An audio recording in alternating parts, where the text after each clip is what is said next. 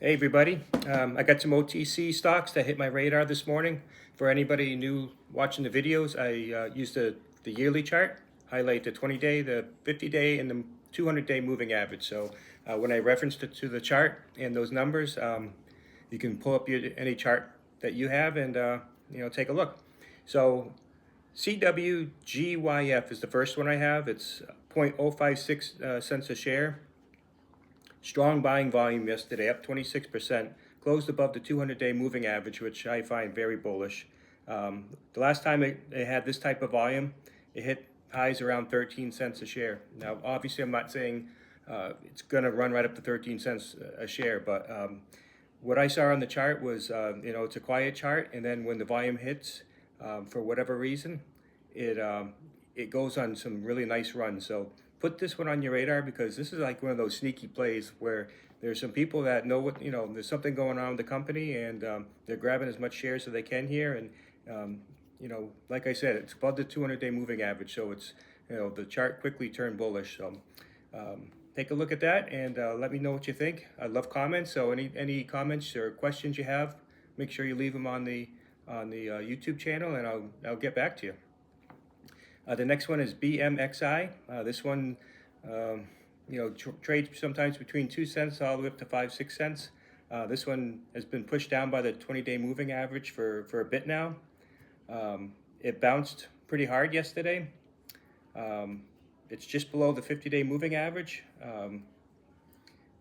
It could test the 200-day moving average at 0.028 if the strong volume continues here, but bottom plays like that, when they bounce and people jump back on board, then you can see some good runs. Next one is SMTK.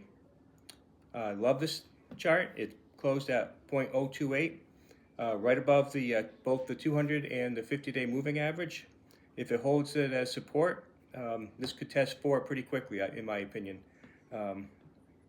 If it breaks 4 cents, it's got a ton of run. It's the 200-day moving average is all the way up to $1.03.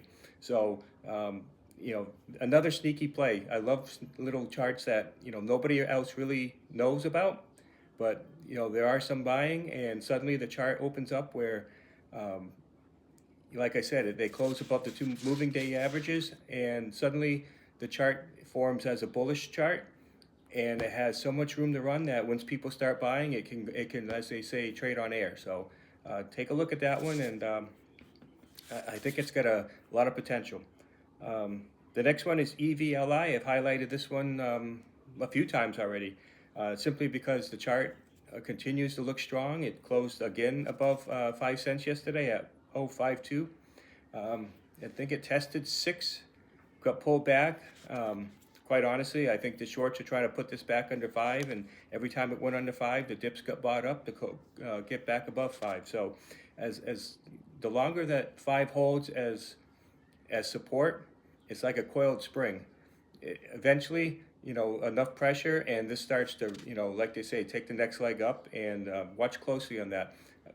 5 has to hold as support. That's key for me. If it starts getting below 5, I'd be a little leery, but above 5, if it holds, it could really go. So the next one is RITE. I've highlighted this one as well. They say this one's kind of like a holding mode. It trades basically between 0.045 and 5 for the most part. But it keeps holding the 20-day moving averages, which I like to see. It closed at 0.047 yesterday, pretty much right on the 20-day moving average. My best advice on this one would be, put some bids in below the price, for 0.042, 0.004 range. You might get lucky on some dip opportunities. Somebody might sell and move on because they're bored with it. And this one, when it kicks in, the 200-day moving average is up around 0.071. There's a lot of chat around this one. It's a potential mining play that, when they start putting some news out, it's ready to go. So definitely like this one moving forward. But like I said, for now, while it's quiet, put in dips. I mean, people do stupid things, and they sell the shares, and I mean, you can get them at 0041 sometimes. It just, you put the bid in, like set it and forget it, and they fill. That's great. Once the key volume starts moving in, and the pressure starts going, then you should be in a good position if you were able to pick up dips. So that's about all I have for now. Once again, I'm not a financial advisor, so take my advice for what it's worth. If you like the videos, check on some of the others. I've had some good runs.